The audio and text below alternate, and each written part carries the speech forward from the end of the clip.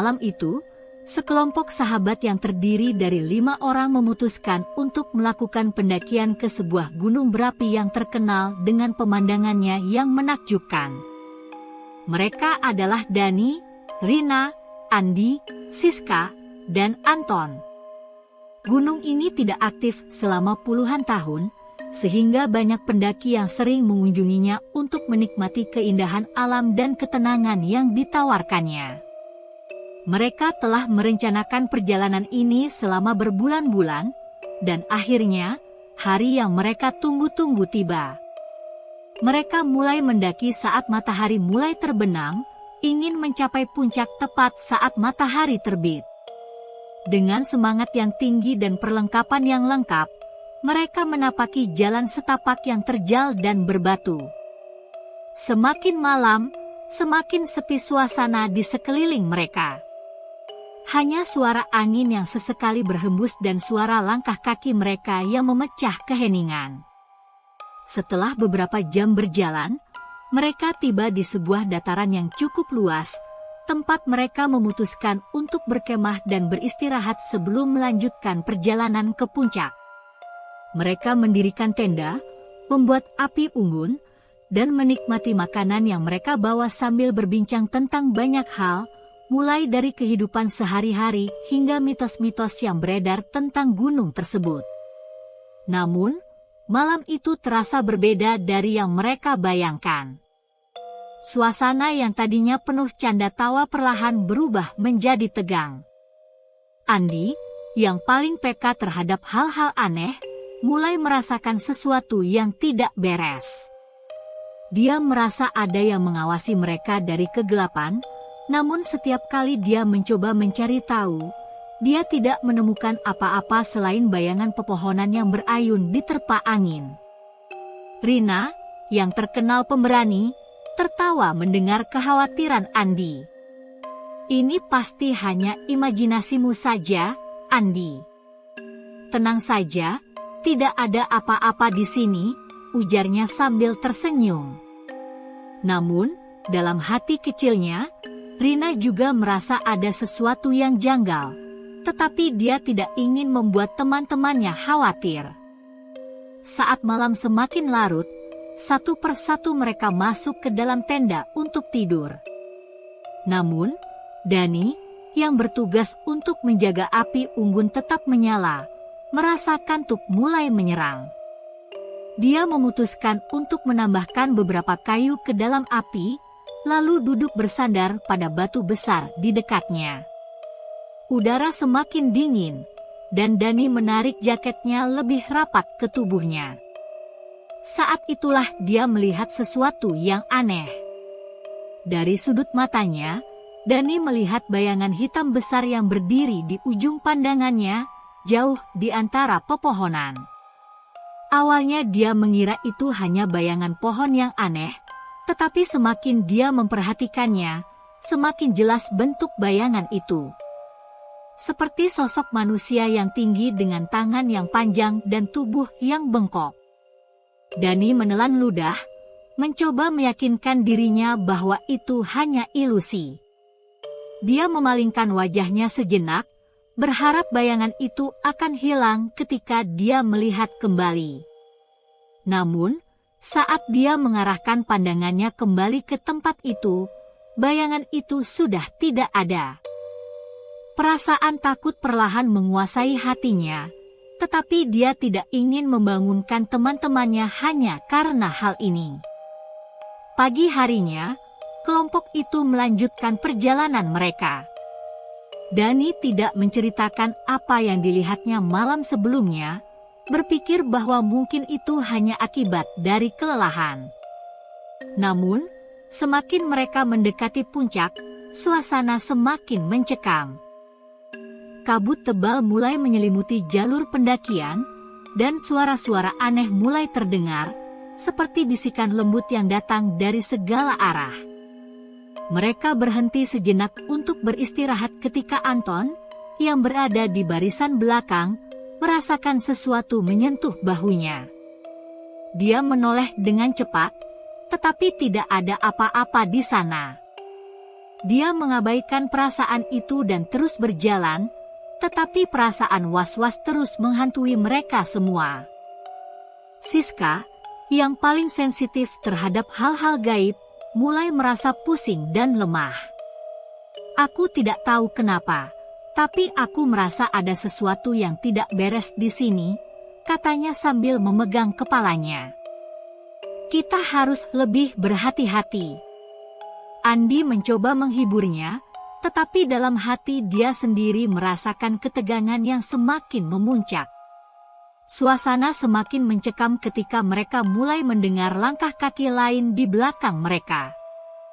Setiap kali mereka berhenti, langkah kaki itu juga berhenti. Ketika mereka melanjutkan perjalanan, suara itu kembali terdengar, seolah-olah ada sesuatu yang mengikuti mereka dari belakang. Ketika mereka akhirnya mencapai puncak, matahari sudah hampir terbit. Namun, bukannya merasa lega, mereka malah merasa ketakutan. Puncak gunung yang seharusnya menawarkan pemandangan indah justru terlihat menyeramkan dengan kabut tebal yang menutupi segala arah. Suasana di sana sangat sunyi.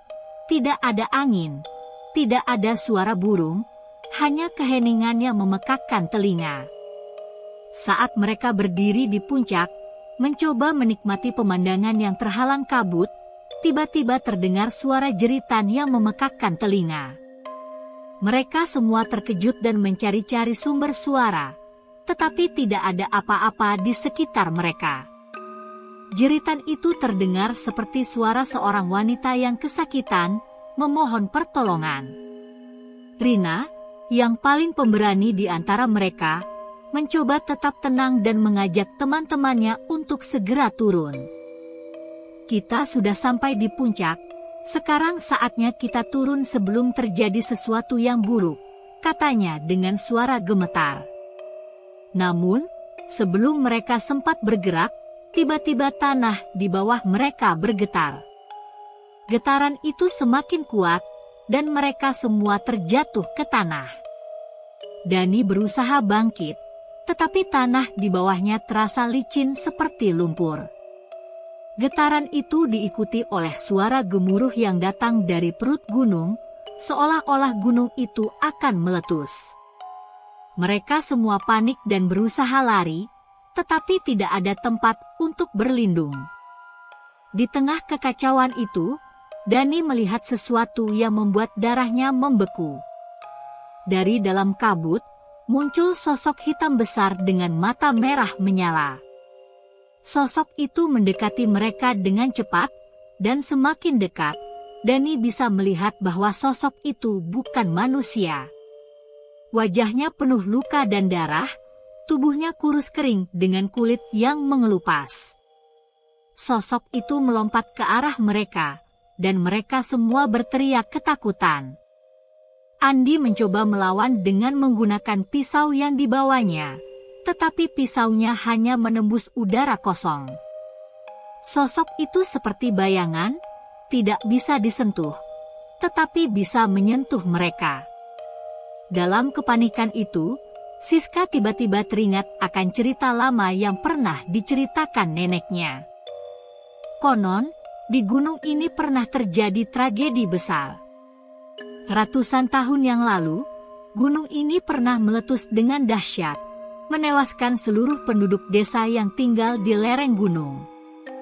Arwah mereka yang tidak tenang sering menampakkan diri kepada pendaki yang berani mendekati puncak. Siska segera memberitahu teman-temannya tentang cerita itu. Kita harus segera meninggalkan tempat ini. Mereka adalah arwah-arwah yang marah, teriaknya. Namun, sebelum mereka bisa bergerak, sosok hitam itu sudah berada di depan mereka. Dengan gerakan cepat, sosok itu menyerang Anton, mencengkeram lehernya dan mengangkatnya ke udara. Anton berteriak, tetapi suaranya tertahan di tenggorokannya. Sosok itu kemudian melemparkan Anton ke tanah dengan keras, membuat tubuhnya terpental beberapa meter. Darah segar mengalir dari kepala Anton, dan dia tidak bergerak lagi. Melihat itu, Dani, Rina, Siska, dan Andi semakin panik. Mereka berusaha melarikan diri, tetapi sosok itu dengan cepat mengejar mereka. Dalam kebingungan, mereka akhirnya terpisah satu sama lain. Dani dan Rina berlari ke arah yang sama, sementara Siska dan Andi berlari ke arah yang berlawanan. Dani dan Rina terus berlari tanpa henti, tidak berani menoleh ke belakang. Mereka berdua tahu bahwa apapun yang mengikuti mereka, itu bukanlah sesuatu yang bisa mereka lawan. Satu-satunya cara untuk selamat adalah dengan meninggalkan gunung ini secepat mungkin. Namun, ketika mereka hampir mencapai tepi jurang, Dani tiba-tiba tersandung dan jatuh. Rina segera membantunya bangkit, tetapi saat itu juga, sosok hitam itu muncul di hadapan mereka.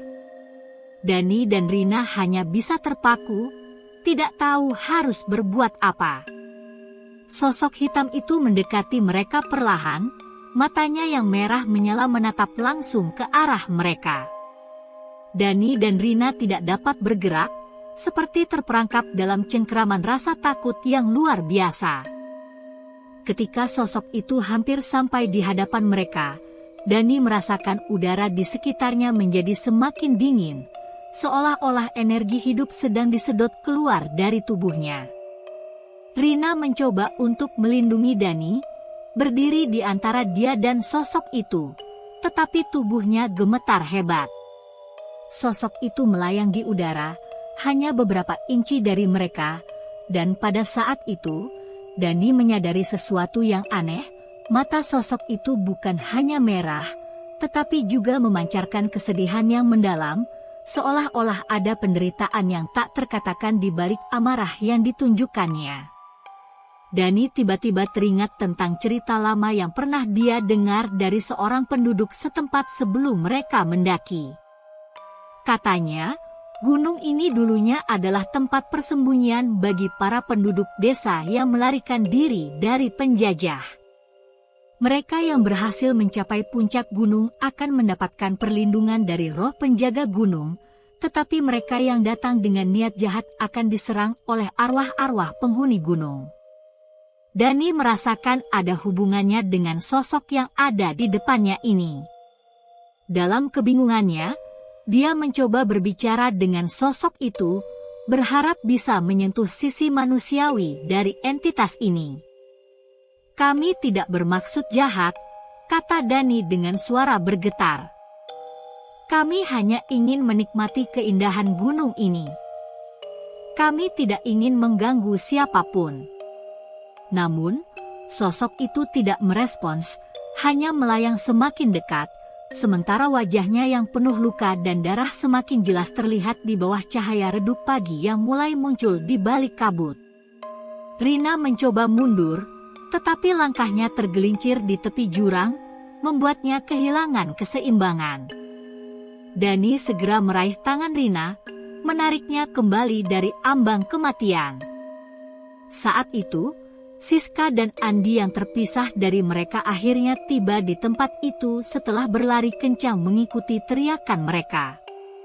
Mereka melihat apa yang sedang terjadi dan langsung menghampiri Dani dan Rina, tetapi langkah mereka terhenti ketika sosok hitam itu menoleh ke arah mereka.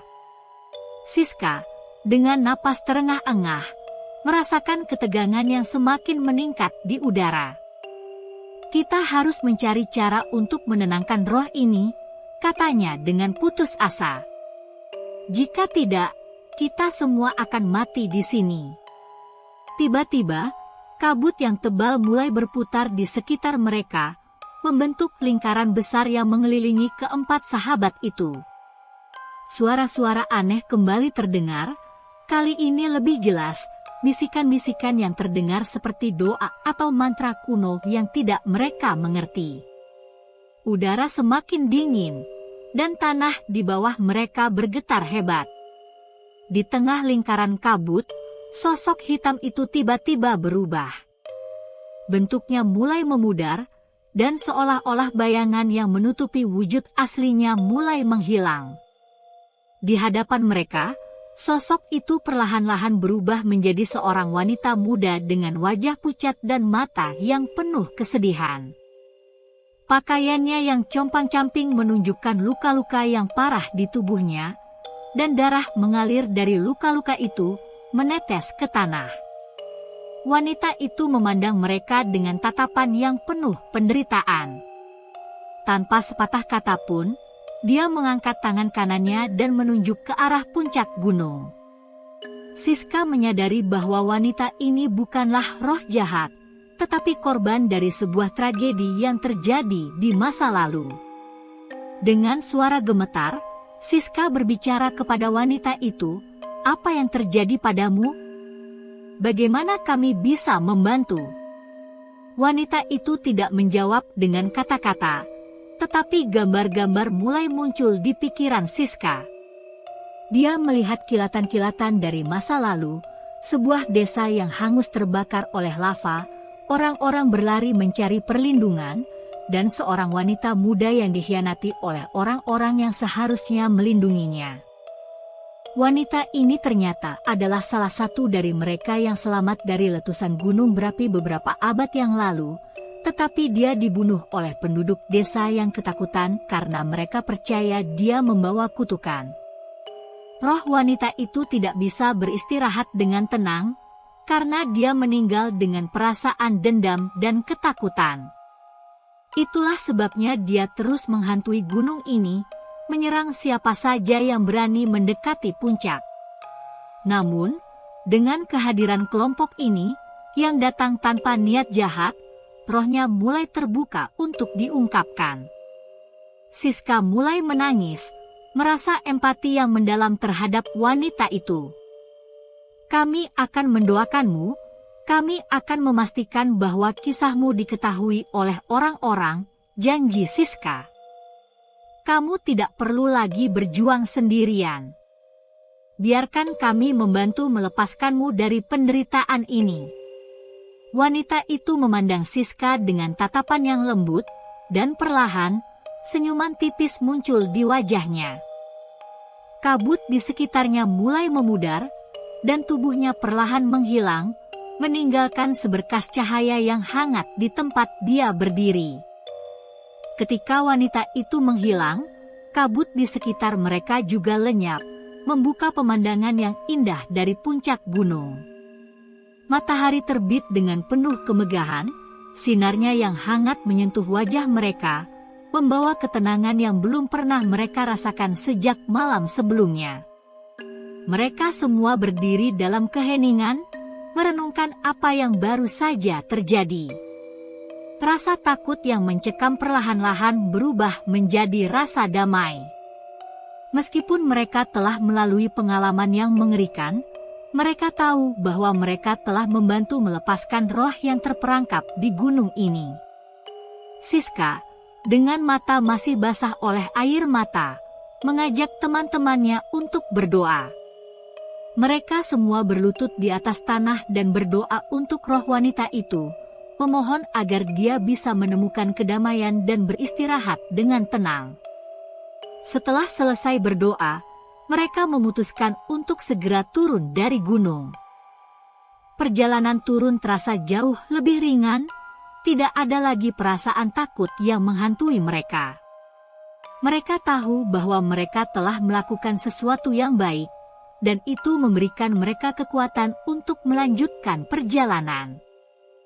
Ketika mereka akhirnya mencapai kaki gunung, mereka disambut oleh penduduk setempat yang khawatir setelah mendengar tentang gemuruh dari gunung. Dengan hati-hati, mereka menceritakan pengalaman mereka kepada penduduk, dan betapa mereka telah bertemu dengan roh wanita yang tidak bisa beristirahat. Penduduk setempat mendengarkan dengan seksama, dan seorang tetua desa mengangguk pelan. "Kisah itu memang sudah lama terdengar," kata tetua itu. "Roh wanita itu adalah bagian dari sejarah kami, dan mungkin inilah saatnya bagi kami semua untuk memberikan penghormatan yang layak kepadanya." Setelah kembali ke kehidupan sehari-hari, Dani, Rina, Andi, Dan Siska tidak pernah melupakan pengalaman mereka di gunung itu. Mereka sering kembali ke sana, bukan untuk mendaki, tetapi untuk membawa bunga dan berdoa di tempat di mana mereka bertemu dengan roh wanita itu. Setiap kali mereka kembali, mereka merasa seolah-olah tempat itu semakin damai. Tidak ada lagi kabut tebal yang menyelimuti puncak gunung, dan tidak ada lagi suara-suara aneh yang terdengar di malam hari. Mereka yakin bahwa roh wanita itu akhirnya bisa beristirahat dengan tenang, dan bahwa gunung itu telah menemukan ketenangannya kembali. Bagi keempat sahabat itu, pengalaman tersebut mengajarkan mereka tentang pentingnya menghormati alam dan sejarah. Mereka juga menyadari bahwa tidak semua cerita horor berakhir dengan tragedi. Ada kalanya, kisah-kisah tersebut adalah tentang melepaskan penderitaan dan menemukan kedamaian. Meskipun teror malam itu akan selalu ada di ingatan mereka, mereka merasa bersyukur karena telah diberi kesempatan untuk membantu roh yang terperangkap. Dan setiap kali mereka memandang ke arah gunung berapi itu, mereka tahu bahwa di balik keindahan yang tampak, ada sejarah yang harus dihormati dan diingat.